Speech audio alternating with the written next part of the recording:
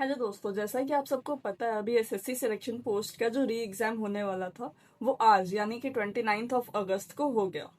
तो बहुत सारे बच्चों के रिव्यूज मैं पढ़ रही थी। मेरा एग्जाम तो रीशेड्यूल नहीं हुआ था, तो जिन बच्चों का हुआ था उनके रिव्यूज को मैं पढ़ रही थी। तो उससे उस कंक्लूजन निकाला है मैंने, जो मैं आपको इस वीडियो में बताने वाली हूँ।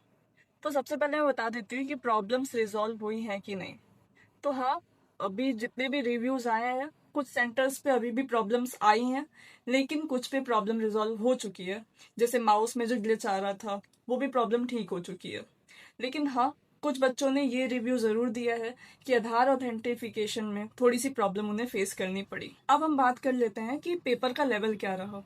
तो एसएससी सिलेक्शन बोर्ड में जो एग्जाम हमने दिया था, मैंने भी दिया था 26 जुलाई को, उससे सब बता रहे कि पेपर का लेवल थोड़ा सा ईजी था। रीजनिंग में जो स्टेटमेंट बेस्ड क्वेश्चंस आ रहे थे, जिसके सेंटेंस बहुत ज्यादा लंबे लंबे थे, स्टेटमेंट्स जो होते थे वो अभी थोड़े से कम कर दिए इन्होंने, थोड़े से शॉर्ट कर दिए हैं। तो बच्चों ने लेवल तो यही बताया है कि पेपर का लेवल इजी था पहले से। तो अब हम बात कर लेते हैं सब्जेक्ट वाइज कि किस टॉपिक से क्वेश्चन आए और कितने क्वेश्चन डुएबल थे, जिससे हम ये अंदाजा लगा पाएंगे कि एसएससी सीजीएल के लिए हमें क्या स्ट्रेटेजी रखनी है आगे। ठीक है, तो चलिए शुरू करते हैं। तो हम शुरू करते हैं जीके से। जीके में 10 क्वेश्चंस जो थे वो सब बता रहे कि इजी थे, 10 to 12 क्वेश्चंस, और 15 to 16 क्वेश्चंस डुएबल थे अगर आपने थोड़ा सा भी दिमाग लगा के पढ़ा हो, या फिर उस टाइम पे आपका दिमाग कितना काम किया है तो उस पर डिपेंड करता है। ठीक है, बाकी अशोका इनसे क्वेश्चंस थोड़े ज्यादा आए हुए थे। बाकी पेपर यही बताया जा रहा है कि मॉडरेट था जीके का। अब हम बात कर लेते हैं इंग्लिश की। तो इंग्लिश का paper moderate to high level बताया जा रहा है। पेपर बहुत ज्यादा मुश्किल भी नहीं था, लेकिन बहुत ज्यादा इजी भी नहीं था। एक्टिव एंड पैसिव वॉइस से क्वेश्चन आए हुए थे, कॉम्प्रिहेंशन बेस्ड क्वेश्चन आए थे, और डायरेक्ट एंड इनडायरेक्ट स्पीच भी आई थी। वो कैब वही synonym antonym one word substitution यही पूछी गई थी, कुछ नया इंट्रोड्यूस नहीं किया इन लोगों ने। अब नेक्स्ट हम बात कर लेते हैं मैथ्स की। तो मैथ्स में 20 क्वेश्चंस डुएबल थे।